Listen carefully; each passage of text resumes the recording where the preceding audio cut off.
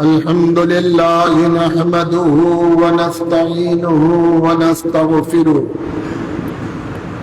ونعوذ بالله من شرور أنفسنا ومن سيئات أعمالنا من يهد الله فلا مضل له ومن يضلله فلا هادي له ونشهد أن لا إله إلا الله وحده لا شريك له ونشهد أن سيدنا ونبينا وشفينا وحبيبنا ورؤوفنا ورحيمنا ومولانا محمدا عبده ورسوله أما بعد فأعوذ بالله من الشيطان الرجيم بسم الله الرحمن الرحيم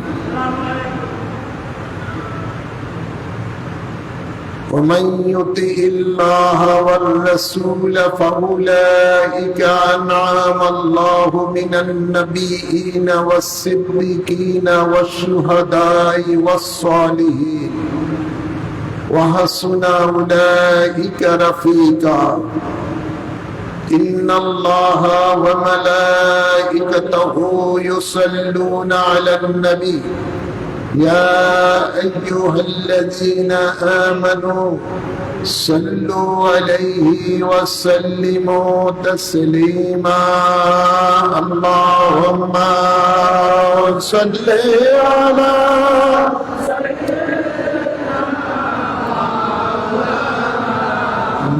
محمد وعلى آل سيدنا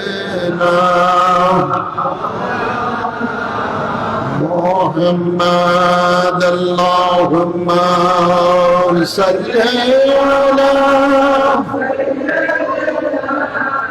مولانا محمد وعلى آل سيدنا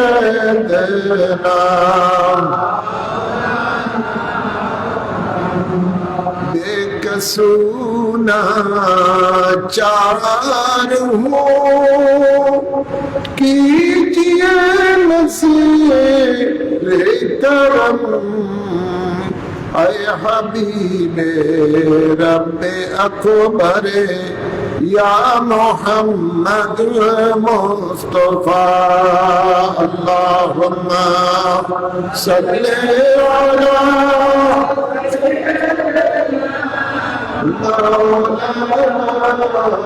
محمد وعلى آل مولانا محمد हम लोगों के दिल में आरज़ू है यही आखिरे निकले दम ये कलमा कह करे या मोहम्मद मुस्तफा अल्लाहुम्मा सल्ली अला मौलाना मुहम्मद वला आले सय्यदना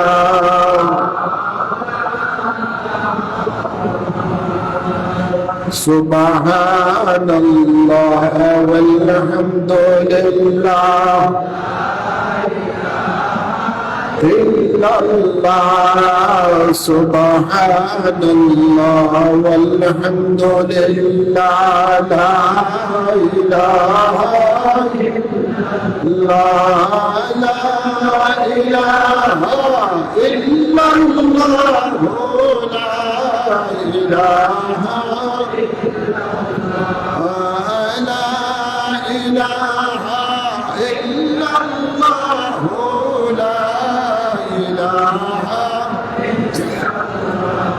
حسبي ربي جل الله ما في قلبي غير الله نور محمد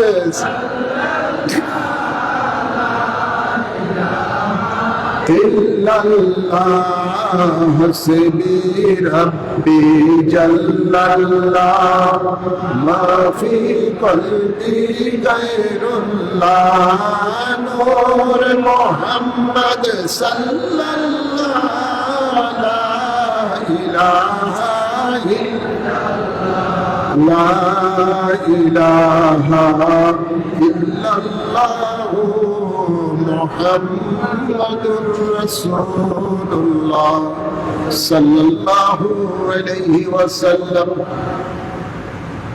উপস্থিত সম্মানিত মুসল্লিয়ানে কেরাম, আসুন আমরা মহান রব্বুল ইজ্জতের দরবারে শুকরিয়া আদায় করি, যিনি আমাদের সকলকে পবিত্র শাওয়াল মাসের দ্বিতীয় জুমা ঐতিহ্যবাহী ইমামে রব্বানী দরবার শরীফের বাইতুল মুকাদ্দাস জামে মসজিদে আদায় করার জন্য আসার তৌফিক দান করেছেন। এই জন্য সকলের শুকরিয়া দান করি আলহামদুলিল্লাহ। অসংখ্য অসংখ্য দুরূদ ও সালাম পেশ করছি সরকার দো আলম নূরে মুজাসসাম শফিউল মুজনবিন রহমতুল্লিল আলামিনের কদম মুবারকে আল্লাহুম্মা আমিন বলি। যিনি আমাদের জন্য রওজা মুবারকের মধ্যে এখনো রব্বি হাবলি উম্মতি বলে আল্লাহ দরবারে ফরিয়াদ করেন, আমাদের মুক্তির জন্য, আমাদের নাজাতের জন্য, কল্যাণের জন্য যিনি সদা সর্বদা মাহবুদের দরবারে ফরিয়াদ করতে থাকেন, সেই দয়াল নবীর কদম মুবারক অসংখ্য দুরূদ ও সালাম পেশ করছি আল্লাহুম্মা আমিন বলি। দয়াল নবীর দরবারে প্রত্যেক সোমবার এবং জুমার দিনে তার উম্মতের আমল নামাগুলো পেশ করা হয়, ফেরেশতারা পেশ করেন। দয়াল নবী যেই উম্মতের আমল নামার মধ্যে দেখেন দুরূদ শরীফ বেশি থাকে, সেই উম্মতের প্রতি দয়াল নবী খুশি হয়ে যান। আর উম্মতের আমলের মধ্যে গুনাহ যদি বেশি দেখে, তাহলে দয়াল নবী আল্লাহর দরবারে ফরিয়াদ করতে থাকেন, আল্লাহ আমার এই গুনাহগার উম্মতকে মাফ করে দাও। তাই জুমার দিনে বেশি বেশি করে দয়াল নবীর কদম মুবারকে দুরূদ ও সালাম পেশ করতে হবে, যাতে করে দয়াল নবী আমাদের উপরে খুশি হয়ে যান। নবী খুশি হলে আল্লাহ খুশি হয়ে যান। তাই আজকের এই জুমার দিনে দয়াল নবীর কদম মুবারকে অসংখ্য অসংখ্য দুরূদ ও সালাম পেশ করছি আল্লাহুম্মা আমিন বলি। সাথে সাথে নবী পরিবারের আওলাদগণের কদম মুবারকে অসংখ্য অসংখ্য দুরূদ ও সালাম পেশ করছি আল্লাহুম্মা আমিন বলি। বিশেষ করে রাসূল পাকের 40তম বংশধর আমাদের মহান মুর্শিদ আওলাদ রাসূল গৌসে জামান কুতুবে জামান আল্লামা সৈয়দ আমির শাহ মুজাদ্দিদি আল মাদানী রাদিয়াল্লাহু তাআলা আনহুর কদমে পাকে অসংখ্য সালাম কদম বসি পেশ করে আজকের জুমার আলোচনা শুরু করতে যাচ্ছি। আল্লাহ কবুল করুন, আমিন বলেন। আল্লাহ তাবারক ওয়া তাআলা পবিত্র কালামে পাকে ইরশাদ করেন, وَمَن يُطِعِ اللَّهَ وَالرَّسُولَ فَأُولَئِكَ أَنْعَمَ اللَّهُ مِنَ النَّبِيِّينَ وَالصِّدِّيقِينَ وَالشُّهَدَاءِ وَالصَّالِحِينَ وَحَسُنَ أُولَئِكَ رَفِيقًا। ইরশাদ হচ্ছে, যারা আল্লাহ এবং রাসূলের ইত্তেবা করবেন, তাবেদারি করবেন, আল্লাহ ও রাসূলের হুকুম মোতাবেক যারা জীবন পরিচালনা করবেন, আল্লাহ তাবারক ওয়া তাআলা ওই ব্যক্তিগণকে ওই নিয়ামত দান করবেন। সেই নিয়ামত হলো তারা পরকালে নবীগণের সাথে জান্নাতে থাকবেন, তারা সিদ্দিকগণের সাথে জান্নাতে থাকবেন, তারা শহীদগণের সাথে জান্নাতে থাকবেন, তারা ওলিগণের সাথে জান্নাতে থাকবেন। আল্লাহ বলেন তাদের সেই অবস্থানটা কতই না বন্ধুময় অবস্থান হবে, আন্তরিকতা পূর্ণময় অবস্থান হবে। সুবহানাল্লাহ বলেন না? এই আয়াতে কারিমা নাযিল হয়েছে তখন যখন রাসূল পাকের দরবারে হযরতে সাওবান নামক একজন সাহাবী, নবীর বড় প্রেমিক, বড় আশিক, মলিন চেহারা নিয়ে এক কোনায় বসে আছেন। দয়াল নবী, নূরের নবী, রহমতের নবীর দৃষ্টি মোবারক তার প্রতি পড়েছে। পড়ার পরে আল্লাহর হাবিব বলেন, ও সাওবান, তুমি মনে হয় খুব চিন্তিত, কারণ কি? সাওবান বলেন, ইয়া রাসূলুল্লাহ, আপনার কদমে আমার জান মাল কুরবান, আমার মা বাপের জান মাল কুরবান। এটা ছিল সাহাবায়ে কেরামের আদব। কথা বলার পূর্বে নিজের এবং নিজের মা বাপের জীবনকে রাসূল পাকের কদম মোবারকে সঁপে দিতেন। এটা হলো আশিক এবং আদবের কাজ। আর এই আদবগুলো এসেছে পীর ও মুর্শিদের দরবারে, কিন্তু আমাদের দরবারে দেখা যায় অধিকাংশ মুরিদানের মধ্যে আদব নাই। অনেক বাতিল দরবারের মধ্যে কিন্তু আদব আছে, কিন্তু হক দরবারের মধ্যে শয়তান গোমরা করে বা অজ্ঞতার কারণে বিভিন্ন কারণ আদব বলতে কিছুই নাই। মনে রাখবেন, আদ-দীনু কুল্লু আদাবুন, দিন ইসলামটাই হলো আদবের উপরে। সুবহানাল্লাহ বলেন না?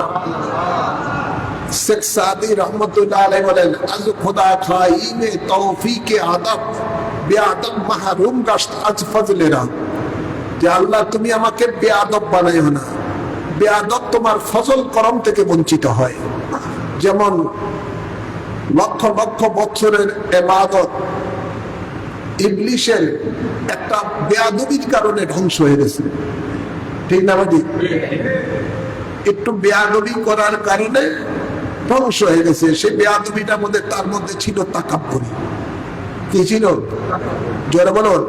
তাকাব্বুরি, অহংকার। অহংকার সবচেয়ে বড় খারাপ জিনিস। অহংকার একমাত্র আল্লাহর জন্য। সুবহানাল্লাহ বলেন না? অহংকার, অহংকার কার জন্য?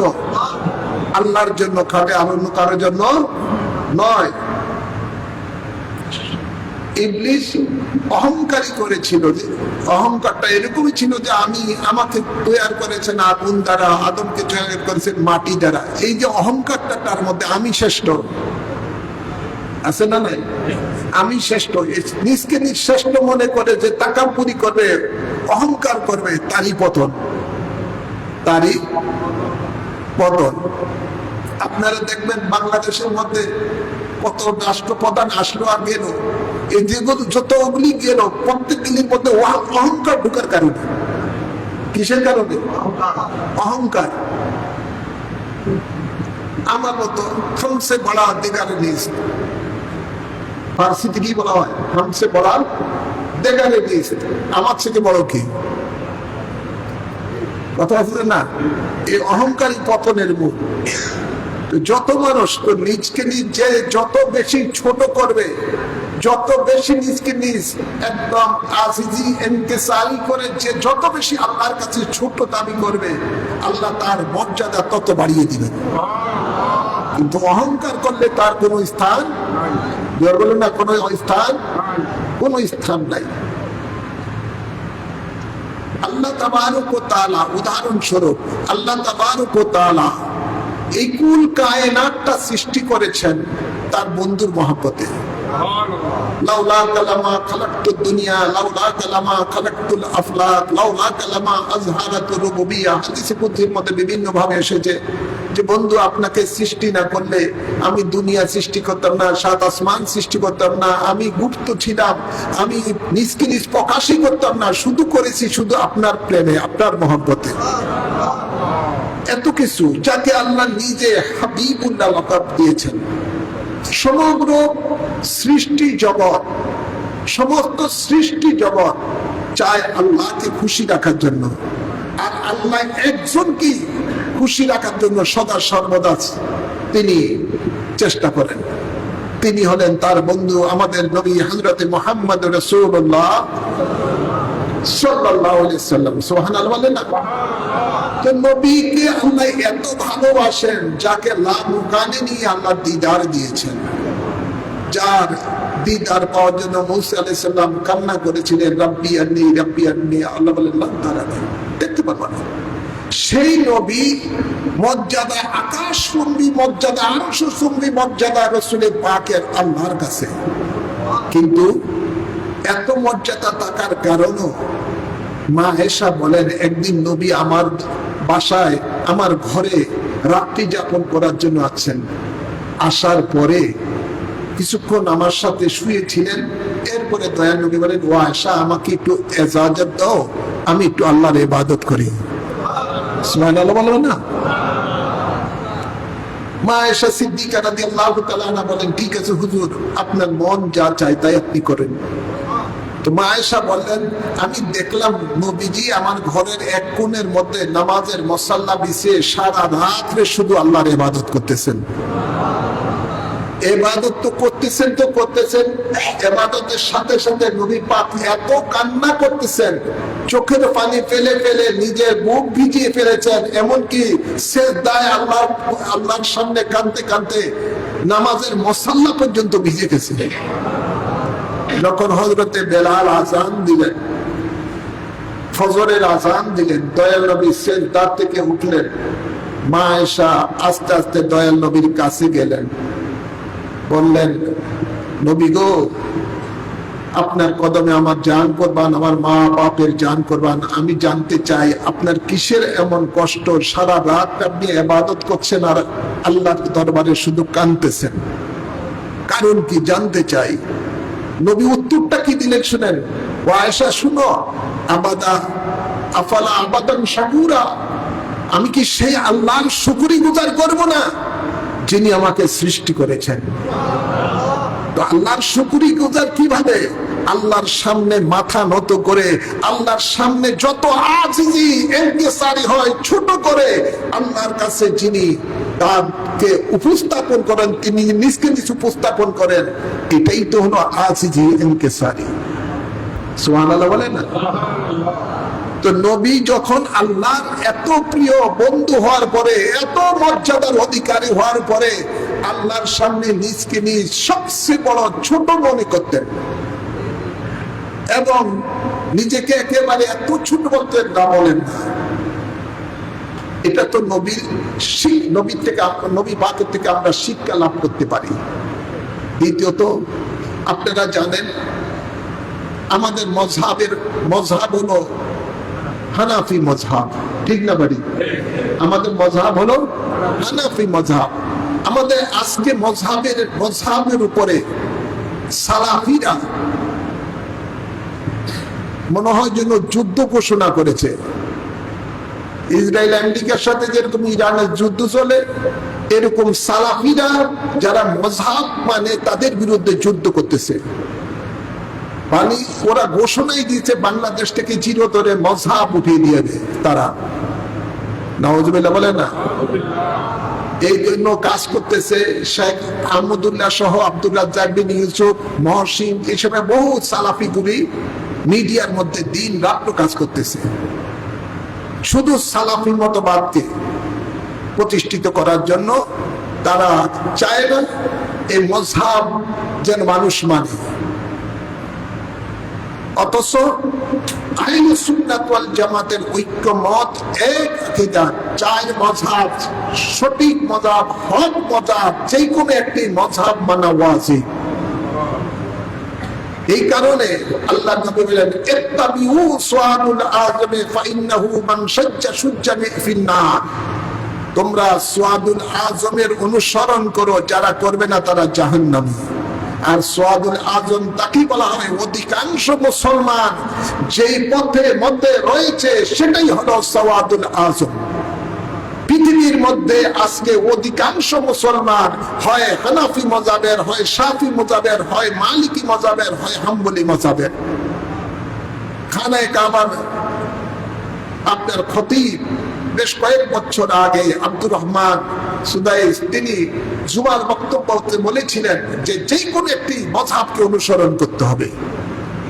আগে সৌদিতে মাযহাব মানত না, এখন সৌদিতে মাযহাব মানে। তার অধিকাংশ হলো মালিকি মাযহাবের, না শাফি মাযহাবের, আর কেউ আছে হাম্বলি মাযহাবের। আপনারা দেখবেন যারা হজে গিয়েছেন, উমরাতে গিয়েছেন, দেখবেন অনেকে আপনার বুকের উপরে হাত বেঁধে নামাজ পড়ে, এগুলো হলো শাফি মাযহাব। আর হাম্বলি মাযহাবের হয়তো বা এবার পরে। আর কিছু আছে মালিকি মাযহাবের, তারা হাতই বাঁধে না, হাত ছাড়িয়ে নামাজ পড়ে। আমাদের হানাফি মাযহাবের নামের উপরে হাত বাঁধে। কথা হচ্ছেন না?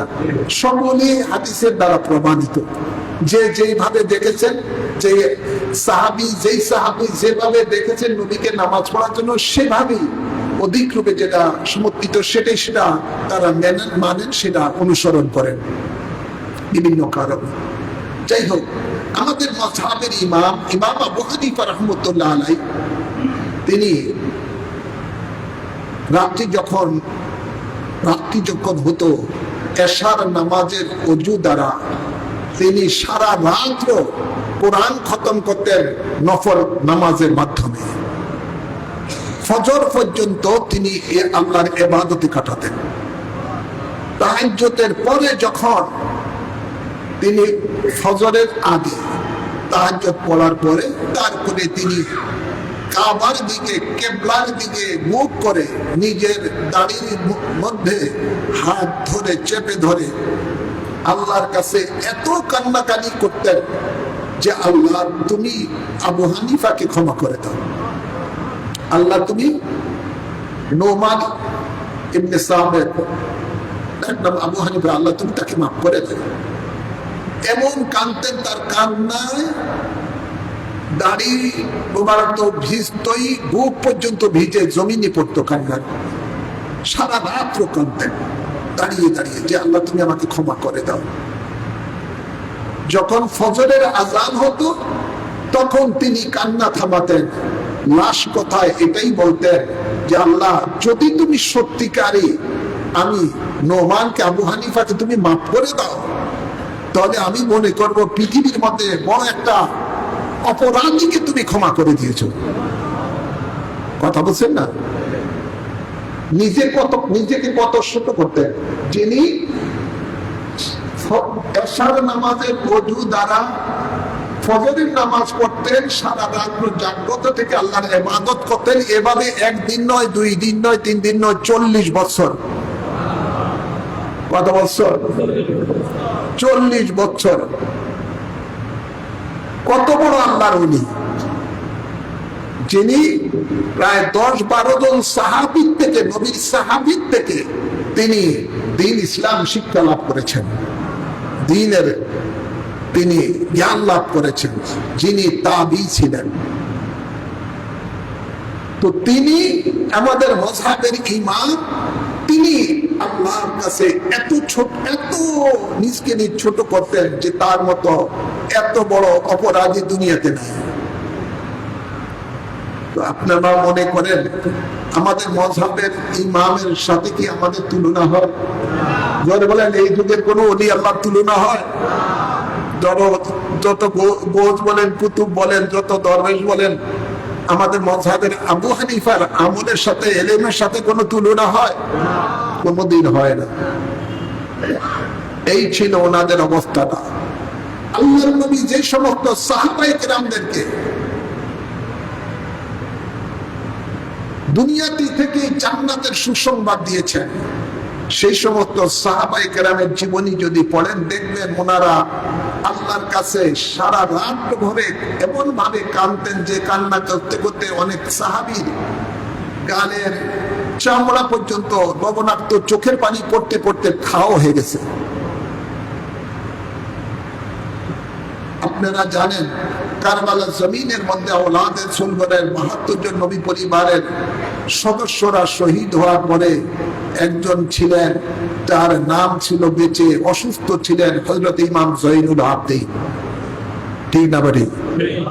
হযরত ইমাম জয়নুল আবদিন রাদিয়াল্লাহু তাআলা আনহু, যিনি নবী পরিবারের আওলাদ সদস্য, জান্নাতি যুবকের সন্তান, জান্নাতি যুবকদের সরদারের সন্তান ইমাম হুসাইন রাদিয়াল্লাহু তাআলা আনহুর আওলাদে পাক, মা খাতুনে জান্নাতের কি নাতি। হ্যাঁ আমার বাবার, আমার সেই ইমাম জয়নুল আবদিন একদা খানায় কাবার দরজার সামনে দাঁড়িয়ে নিজের চেহারাকে রুমাল দিয়ে ঢেকে এত জোরে জোরে কান্না করতেছেন আর বলতেছেন, আল্লাহ তুমি আমাকে মাফ করে দাও, আমাকে তুমি ক্ষমা করে দাও, আমার গুনাহ মাফ করে দাও, ইত্যাদি ইত্যাদি আল্লাহর কাছে শুধু কান্না আর কান্না। তার কান্নার আওয়াজে খানায় কাবার তোয়াফকারীদের তোয়াফ পর্যন্ত অনেকের বন্ধ হয়ে গেছে। একটা মানুষ চিল্লে কানলে আর সাধারণ মানুষের ঠিক মতো ইবাদত করতে পারে কিনা? পারে না। হযরত আব্দুল্লাহ রাদিয়াল্লাহু তাআলা একজন সাহাবী ছিলেন, তিনি বলেন আমি ছিলাম অনেক পিছনে, ওনার কান্নার আওয়াজে শুনে সব হতবাক, কিন্তু এই লোকটা কে কেউই জানে না, যেহেতু চেহারাটা রুমাল দিয়ে ঢাকা। তো হযরত আব্দুল্লাহ রাদিয়াল্লাহু তাআলা তিনি বলতেছেন যে আল্লাহ, আমিও সুপারিশ করি এই খানায় কাবার মধ্যে আমরা যতজন আসছি তওয়াফ করার জন্য, ইবাদত করার জন্য, আমরা সকলের পক্ষ থেকে আপনার কাছে সুপারিশ করি, আল্লাহ এই অপরাধীকে আপনি মাফ করে দেন।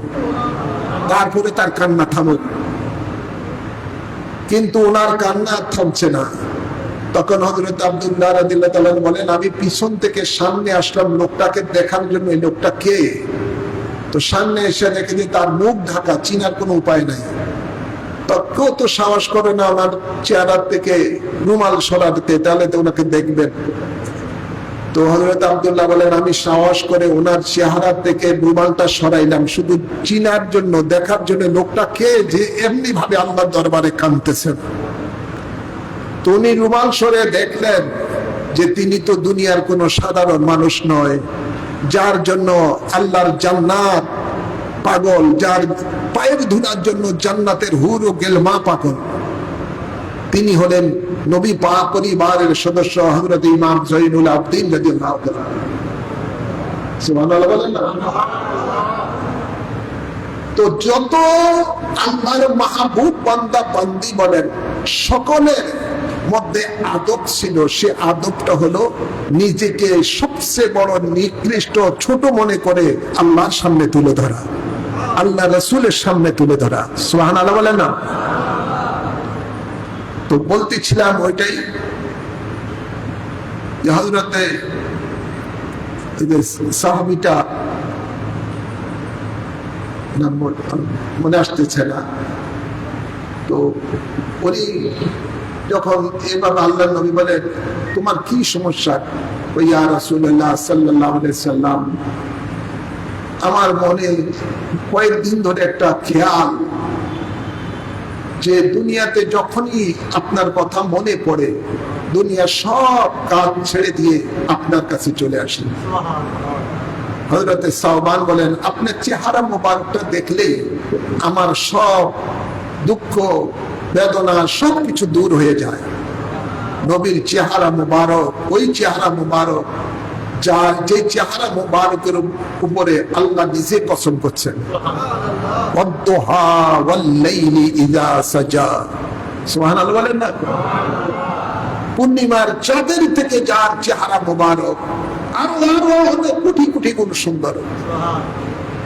তো সালমান বলেন, ইয়া রাসূলুল্লাহ, আপনার চেহারা দেখলে আমার মনের সব দুঃখ দশা দূর হয়ে যায়, মনে শান্তি এসে যায়।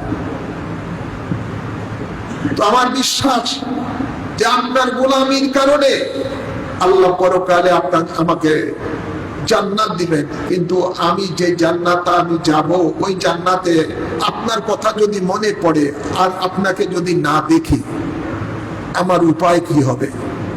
ওই জান্নাত আমার জন্য আর সুখের হবে না, এটার জন্য তো আমার জন্য একটা অশান্তির জায়গা হয়ে যাবে।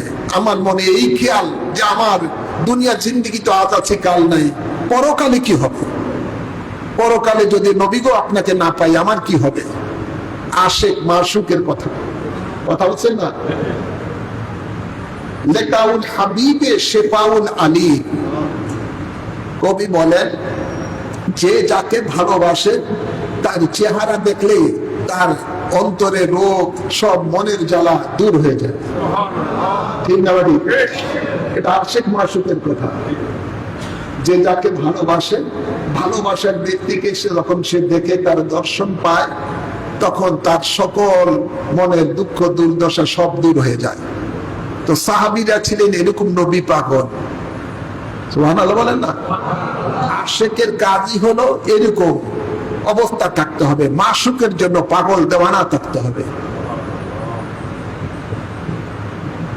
হ্যাঁ আমার বলার আমার তো সাওবান বলেন, ইয়া রাসূলুল্লাহ, আপনি তো নবী, ইমামুল আম্বিয়া, আপনি তো আল্লাহর বন্ধু, আপনি তো থাকবেন অনেক আপার ক্লাসের জান্নাতে, আমি তো আপনার গোলাম, সাধারণ একটা গোলাম। গোলামের জন্য তো সেই রকম কোন মর্যাদা থাকবে না, সেই আপার ক্লাস আর থাকবে না, সাধারণ ক্লাসের জান্নাত হয়তো বা আপনার গোলামির কারণে সেটা আল্লাহ দিতে পারেন। তা আমি ওই দিনের কথা স্মরণ করে আমার মন বড় বেচাইন, বড় বেকুল। আমার সেই দিন কি হবে যেই দিন আপনাকে আমি পরকালে দেখতে পাবো না। তখনই আল্লাহ তাবারক ওয়া তাআলা জিবরাইল আমিনকে দিয়ে আয়াতে কারিমা পাঠিয়ে দিলেন। সুবহানাল্লাহ বলেন না? ওয়ামান ইউতিইল্লাহা ওয়ার রাসূলা, যারা আল্লাহ এবং রাসূলের তাবেদারি করবে। যেখানে আল্লাহ নিজের তাবেদারির কথা বলেছেন, সাথে সাথে তার বন্ধুর তাবেদারির কথা বলেছেন। সুবহানাল্লাহ বলেন না? যেখানে আতিউল্লাহ বলেছেন, সাথে সাথে আতিউর রাসূল বলেছেন। সালাফিরা এখন দেখবেন উত্তরবঙ্গে যত মসজিদ আছে এবং সালাফিদের যেখানে যেখানে মসজিদ হইতেছে, কোন মসজিদের মধ্যে আল্লাহর নামের, মসজিদের মধ্যে মানুষের সাধারণত মেহরাবের এক পাশে আল্লাহর নাম থাকে, আরেক পাশে নবীর নাম থাকে, মুহাম্মদ সাল্লাল্লাহু আলাইহি ওয়াসাল্লাম। খানায় কাবার মধ্যে যান, সেখানেও দেখবেন ভিতরে ঢুকতে জায়গায় জায়গায় যেখানে মোহাম্মদ আল্লাহ আছে, সেখানে আরেক পাশে মোহাম্মদ আছে। মসজিদে নববীতে যান, সেখানে দেখবেন, মসজিদে কুবাতে যান, মসজিদে কেবলাতাইনে যান, যেখানে যত মসজিদ দেখবেন, সৌদি আরব বলেন, সৌদি আরবের বাহিরে বলেন, যত পৃথিবীর মধ্যে আছে, সবাই যেখানে আল্লাহর নাম থাকবে এক পাশে, আরেক পাশে নবীর নাম থাকবে মুহাম্মদ সাল্লাল্লাহু আলাইহি ওয়াসাল্লাম। এটা কোরআনের দ্বারা প্রমাণ। আল্লাহ যেখানে আতিউল্লাহ বলেছেন, সাথে সাথে সেখানে আতিউর রাসূল বলেছেন। যেখানে লা ইলাহা ইল্লাল্লাহ বলেছেন, সেখানে মুহাম্মাদুর রাসূলুল্লাহ সাল্লাল্লাহু আলাইহি ওয়াসাল্লাম উল্লেখ রয়েছে। সুবহানাল্লাহ বলেন না? আছে না নাই? বলে মায় আছে না নাই? নামাজেও আর তাহিয়াতুর মধ্যে আছে না নাই? আছে। আজানেও আছে, একামতও আছে, সব জায়গায় আছে। তো আল্লাহ তাবারক ওয়া তাআলা মনে হয় যেন শিরক করে মনে বসছে যে আল্লাহর নামের সাথে মুহাম্মাদের নাম রাখা থাকা বলে। নাউজুবিল্লাহ বলেন না? এখন আল্লাহ থেকে বেশি বুঝতেছে ইহুদির দালালেরা, এই সালাফি মৌলবীরা। কথা বলছেন না? তারা ফতোয়া দেয় যে আল্লাহর নামের সাথে মুহাম্মাদের নাম থাকতে পারবে না, এটা শিরক হয়ে যাবে। এই জন্য তাদের যত জায়গায় মসজিদ দেখবেন, সেখানের মধ্যে আল্লাহ এক পাশে আল্লাহ, আরেক পাশে মুহাম্মদ নেয়। এমনকি কলেমার মধ্যে যে মুহাম্মদ রাসূলুল্লাহ সাল্লাল্লাহু আলাইহি ওয়াসাল্লাম আছে লা ইলাহা ইল্লাল্লাহ পরে, তারা শুধু এই শব্দটা পর্যন্ত তারা কেটে দিয়েছে, শুধু লা ইলাহা ইল্লাল্লাহ এইটুকুই। তাদের এগুলো উপরে মুসলমানের রূপ ধরছে, আসলে প্রত্যেকটা হলো ইহুদি। এগুলো ইহুদিদের দালাল। বহু ইহুদি মুসলমানের লেবাস ধরে তারা হাফেজে কোরআন হয়, মুফতি হয়, মুহাদ্দিস হয়, শায়েখ নাম ধরে জায়গায় জায়গায় এভাবে তারা ইসলামের মধ্যে ফিতনা সৃষ্টি করে সব জায়গায়। তো আল্লাহ তাবারক ওয়া তাআলা কোরআনে পাকে যেখানে বলেছেন আতিউল্লাহ, সেখানে বলেছেন আতিউর রাসূল। ঠিক এই আয়াতে কারিমার মধ্যে আল্লাহ বলেছেন আতিউল্লাহ ওয়া আতিউর রাসূল, যারা আল্লাহ এবং রাসূলের তাবেদারি করবেন। কোরআনে পাকে এক জায়গায় আল্লাহ ঘোষণাই দিয়ে দিয়েছেন মাইতি রাসূল ফাকাত আতা আল্লাহ, আমার রাসূলের যারা ইত্তেবা করেছেন ওই ইত্তেবাটাই আমি আল্লাহর ইত্তেবা হয়ে গেল। সেখানে আল্লাহ নিজের ইত্তেবার কতবার দিয়ে দিয়েছেন, অথচ কোরআনে পাকে কোথায় আল্লাহ শুধু আতিউল্লাহ শব্দ ব্যবহার করে নাই। এক জায়গায় আল্লাহ কোরআনে যেখানে বলেছেন আতিউল্লাহ ওয়া আতিউর রাসূল, আর এক জায়গায় আল্লাহ বলেছেন মাইতি রাসূলা ফাকাত আতা আল্লাহ, আমার রাসূলের তাবেদারি করলেই আমি আল্লাহর তাবেদারি হয়ে যাব। সুবহানাল্লাহ বলেন। তো এই আয়াতের মধ্যে আল্লাহ বলেন আল্লাহ এবং রাসূলের যারা তাবেদারি করবে তাদেরকে আল্লাহ ওই নিয়ামত দান করবেন যে তারা পরকালে থাকবেন নবীগণের সাথে। সুবহানাল্লাহ বলেন না। তারা থাকবেন সিদ্দিকগণের সাথে, তারা থাকবেন শহীদগণের সাথে, তারা থাকবেন ওলিগণের সাথে। সুবহানাল্লাহ বলেন। এই আয়াতে নাজিল হওয়ার পরে হযরত সাওবান রাদিয়াল্লাহু তাআলা খুশি হয়ে গেছেন। সুবহানাল্লাহ বলেন। আমরা নবীর সাথে জান্নাতে থাকতে চাই কি চাই না? আওয়াজ করে বলেন। তাহলে আমাদেরকে কি করতে হবে? আমাদেরকে আল্লাহ রাসূলের তাবেদারি করতে হবে, ঠিক না বাড়ি? জোরে বলেন। এখন তো আমরা আল্লাহ রাসূলের তাবেদারির থেকে বেশি দলের তাবেদারি করি। এটা কইলেই খারাপ। গরম ভাতে বিলাই ভেজা আছে না নাই? আমরা বহু ক্ষেত্রে আল্লাহ রাসূলের তাবেদারি থেকে দলের তাবেদারি বেশি পছন্দ করি, আছে না নাই? নেতার তাবেদারি করি, চাই সেটা যেমন তাই হিরো, ঠিক না বাড়ি? নাউজুবিল্লাহ বলেন না। আবার জান্নাতের আশা করি, আবার জান্নাতের আশা করি। আফসোস, কবে যে এদের হুঁশ আসবে আল্লাহই জানে। দুনিয়াতে হুঁশ না আসলে, মরার পরে হুঁশ আসলে কোনো কাজ হবে না, কোনো কাজ হবে না। সব কিছু থেকে আল্লাহ রাসূলকে প্রাধান্য বেশি দিতে হবে, ঠিক না ভাই? সব কিছু থেকে নিজের জান মাল, মা বাপ, ভাই বোন, আত্মীয় স্বজন সব কিছু থেকে আল্লাহ রাসূলকে ভালোবাসতে হবে বেশি, প্রাধান্য দিতে হবে বেশি, তাবেদারি করতে হবে বেশি। বলে এটা কি আমার কথা? আল্লাহর কথা।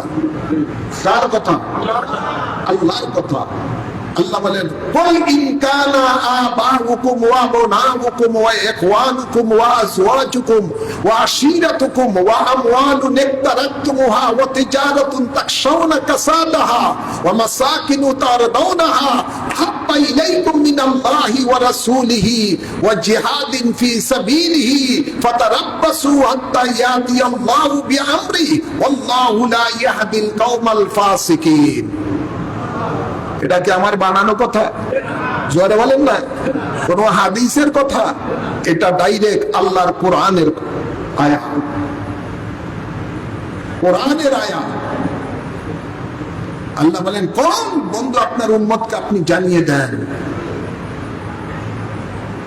আল্লাহ নির্দেশ দিচ্ছেন নবীকে যে বন্ধু আপনি জানিয়ে দেন আপনার উম্মতকে, তাদের মা বাপ, তাদের সন্তানাদি, তাদের ভাই ব্রাদার, তাদের স্ত্রী পরিজন, তাদের মা বা আত্মীয় স্বজন, তাদের ঘর বাড়ি, তাদের ব্যবসা বাণিজ্য, তাদের দৌলত, ধন দৌলত, সব কিছু থেকে, ক্ষেত খামার, সব কিছু থেকে আল্লাহ রসুলকে ভালোবাসতে হবে। কাকে? জোরে বলেন না, না নেতাকে, কোন দলকে? কাকে ভালোবাসতে হবে? আল্লাহ রসুলকে ভালোবাসতে হবে এবং আল্লাহর দ্বীন কায়েমের জন্য জিহাদকে ভালোবাসতে হবে। এটা আল্লাহর নির্দেশ। ঈমানদারের প্রতি আল্লাহ বলেন, বন্ধু আপনি তাদেরকে জানিয়ে দেন তারা যেন সব কিছু থেকে আল্লাহ রসুলকে ভালোবাসে আর আল্লাহর দ্বীন কায়েমের জন্য জিহাদকে ভালোবাসে। আর যারা ভালোবাসবে না, আল্লাহ বলেন ফাতারাব্বাসু হাত্তা ইয়াতি আল্লাহু বিআমরি, যারা ভালোবাসবে না তারা যেন আমি আল্লাহর গজবের জন্য অপেক্ষা করে। নাউযুবিল্লাহ বলতেন ঘোষণাকার আল্লাহ বলেন আমার গজবের জন্য তারা অপেক্ষা যেন করে। এবং শেষে আল্লাহ বলেন আল্লাহ ফাসিকদেরকে হেদায়েত দান করেন না। ফাসিক মানে কাফির, তাদেরকে আল্লাহ হেদায়েত দান করবে না। যারা আল্লাহ রাসূল থেকে অন্যান্য কিছুকে যদি ভালোবাসে, বেশি ভালোবাসে, আল্লাহ বলেন এরা ফাসিক, এদেরকে আমি হেদায়েত দান করব না। অর্থাৎ এরা পশ্চিমকালেও তওবা করারও সুযোগ পাবে না। নাউযুবিল্লাহ বলেন, আওয়াজ করে বলেন। আমরা তো দুনিয়াবি সামান্য সামান্য স্বার্থের জন্য, অর্থের জন্য, সামান্য একটু বাহবা পাওয়ার জন্য আমরা আল্লাহ রসুলের তাবেদারি ছেড়ে দেই। কি জবাব দিবেন? কোরআনে তো আল্লাহ সব জানিয়ে দিয়েছেন। তো ওই যে কথা বলে না, আল হক মরুন, হক কথা বলতে গেলেই অনেকের কাছে তিতা লাগে। লাগে কি লাগে না? তো তিতা লাগে, লাগুক, আমার কিছু যায় আসে না। আমার কাজ হলো হক কথা বলা। আমার মুর্শিদ কেবলাও সারা জীবন হক কথা বলে গেছেন। সন্তান যদি কোনো বিরুদ্ধে করতো কোন কিছু, তার ব্যাপারেও হুজুর কেবলা করে প্রকাশ্য মুরিদানের সামনে বলতেন। কথা বলছেন না?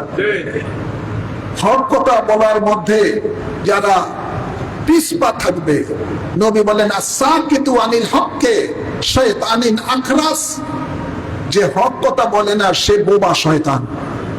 নাউযুবিল্লাহ বলেন, সে কি? বোবা শয়তান। আর যারা হক কথা বলে, নবী বলেন আফজালুল হককে, আফজালুল জিহাদে কালিমাতুল হককে ইনদা সুলতানিন আযজা, হক কথা বলা এটা হলো সবচেয়ে বড় জিহাদ। সুবহানাল্লাহ বলেন না? সবচেয়ে বড় হক কথা বলাটা কিন্তু এটা চারটিখানি ব্যাপার নয়, এটা বড় জিহাদ। হ্যাঁ আমার বাবার আমার, আজ আপনারা জানেন বিগত অন্তর্বর্তীকালীন সরকার যখন প্রচুর ধর পাকড় চড়ছে 2026 সালে 5ই আগস্টের পরে, অনেক কিছু মব সৃষ্টি করে জায়গায় জায়গায় মানুষের উপরে জুলুম অত্যাচার করছে কি করে নাই? দিনে দুপুরে মানুষ পিটিয়ে মেরে ফেলেছে, কত মব সৃষ্টি করেছে। ডরে অনেকে হক কথা বলে না। কিন্তু আপনার আমার মুর্শিদের দয়ায়, নজরে করমে, দোয়ায় আমি ওই সময় ইউনূসের বিরুদ্ধে শক্ত কথা বলেছি। বলছি না? বলছি না? মসজিদের মধ্যে মসজিদের মধ্যে কড়াভাবে বিভিন্ন জনসভা করে, খুব কঠোর ভাবে চট্টগ্রাম লালদিঘি ময়দানের মধ্যে হাজার হাজার মানুষের সামনে কঠোর ভাবে আমি বক্তব্য দিয়েছি অন্যায়ের বিরুদ্ধে। দিছি কি দিয়ে নেই? অনেক অনেক দিয়েছি। তারপর মানে অন্য কোনো পীর বা অন্য কোনো ব্যক্তি এটা দেয় নাই, জানের ডরে। হক কথা বলেছি, সবসময় বলেছি। আওয়ামী লীগের আমলে যখন শেখ হাসিনা উল্টাপাল্টা কথা বলছে, ওই বাইতুল মোকাররমের মধ্যে ওই একটা জঙ্গিদের খতিব বানাইছে, এই জায়গার মধ্যে বসে শেখ হাসিনার বিরুদ্ধে কঠোর বক্তব্য দিছে। দিছি না? মনে আছে না? নাই? খুব কড়াভাবে বক্তব্য দিছি। ওই সময় আওয়ামী লীগের অনেক ছেলের মধ্যে হুজুর এবার আপনি বিরুদ্ধে কথাবার্তা বলছেন। আচ্ছা হ্যাঁ, হক কথা তো বলবোই, এটা বলা কর্তব্য।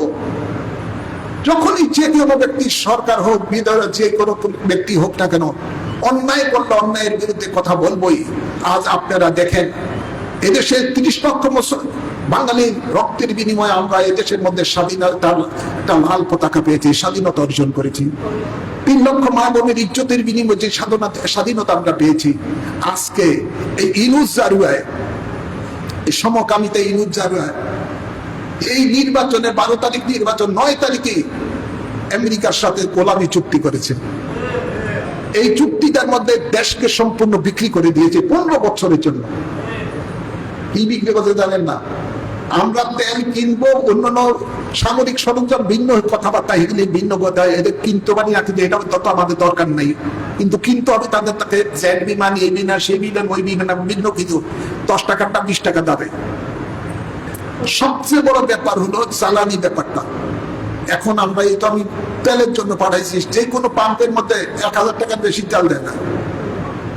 এই 1500 সিসির গাড়ি 1000 টাকার তেল ঢুকাইলে কদ্দুস যাইব, কিন্তু সামনে দিয়ে বন্ধ হয়ে যাবে। তেল খাই এটাই বেশি, কথা বলছেন না? যত সিসি তত বেশি তেল। প্রত্যেকটা পাম্পে কেন দেখবেন 1000 টাকা বেশি তেল দেয় না। এই যারা তেল ওখানে চুক্তি করছে যে 15 বছর পর্যন্ত আমেরিকা ছাড়া কারো কাছ থেকে কোনো তেল কিনা যাবে না। এখন আমেরিকা নিজে দশায় অক্ষর মরতেছে ইরানের সাথে যুদ্ধ করে। আমেরিকা কত দূর, এত দূর থেকে তেল আনতে বাংলাদেশের মধ্যে কত বেশি খরচ, কথা বলছেন না? এখন রাশিয়ার থেকে তেল কিনবে, আমাদের বাংলাদেশের বাণিজ্য মন্ত্রী চাইতেছে ধর্ণা দেয় আমেরিকার দূতাবাসে, পারমিশন চাই। মনে হয় যেন আমরা আমেরিকার এটা অঙ্গরাজ্য হয়ে গেছি, কথা বলছেন না? আমেরিকা পারমিশন দিলে যাই আমরা কিনতে পারবো না, এলে কিনতে পারবো না। এই অবস্থাটা হলো অবস্থাটা। আর অন্যান্য অনেক কিছু জিনিস আমরা স্বাধীনভাবে বাংলাদেশটা কিনতে পারবো না, আমেরিকার অনুমতি লাগবে।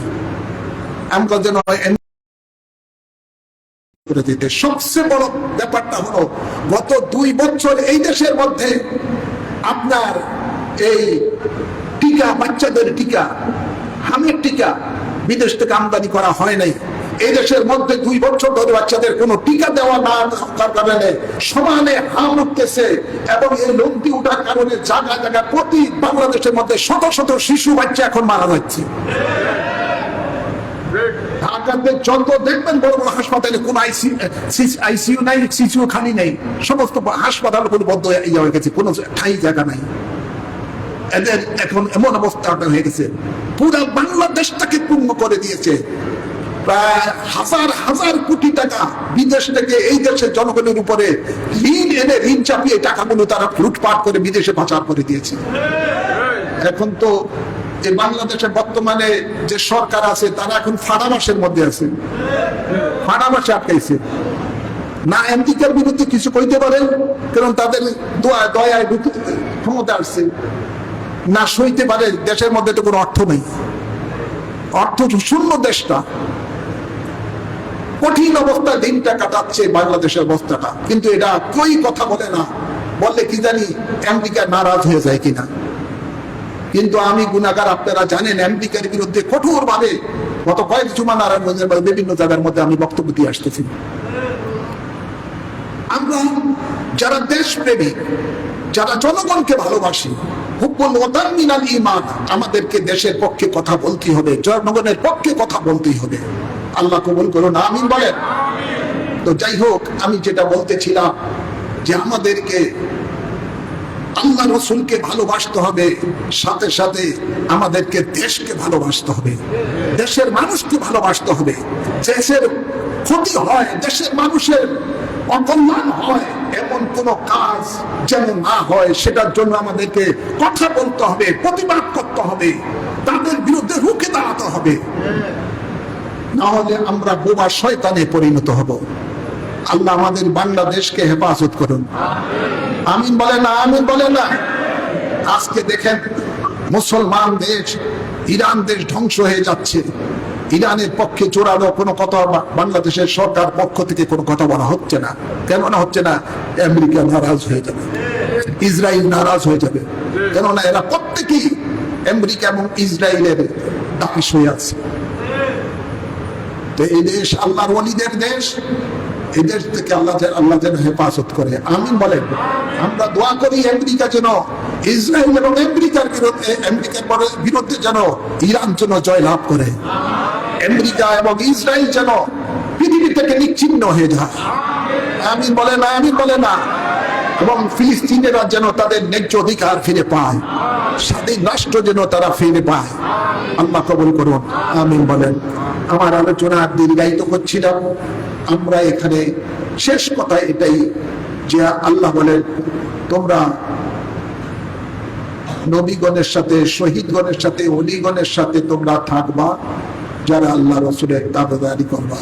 তো আমরা যদি আল্লাহ রসুলের তাবেদারি করি, অন্তত আমরা এটাই মানতে পারি আমাদের পাশে আল্লাহর ওলি আমির শাল মাদানি রয়েছেন, জামানার গৌস কুতুব ওলি, তিনি আমাদের পাশে আছেন।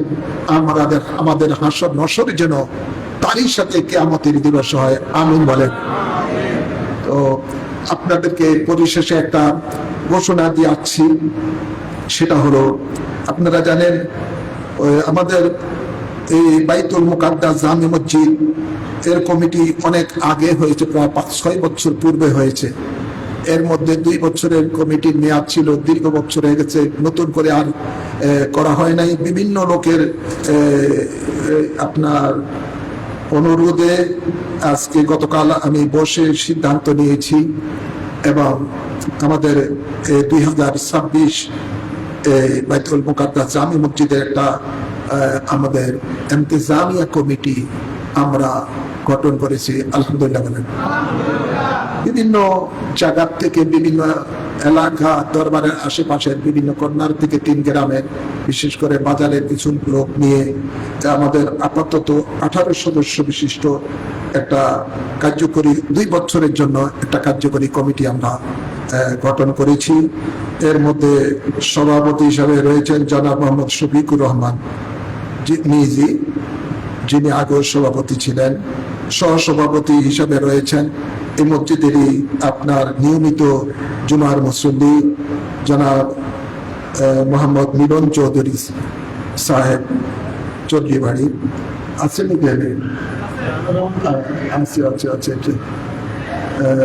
সেক্রেটারি হিসেবে রয়েছেন। মসজিদের বিভিন্ন সময়ে বিশেষ করে বালু দিয়ে অনেক সহযোগিতা করেছেন জনাব মোহাম্মদ আক্তার হোসেন, আছে নাকি জানি না, অনেক জানাই না কেন, সালাম দিব মানুষকে। অনেক অনেক সময় বালু দিয়ে মসজিদের কাজের সহযোগিতা করেছেন তিনি, অনেক সময় টাকা দিয়েছি, অনেক সময় বিনা পয়সাও দিয়েছেন। অবদান অনেক মসজিদের জন্য রয়েছে। সহ সেক্রেটারি হিসাবে রয়েছেন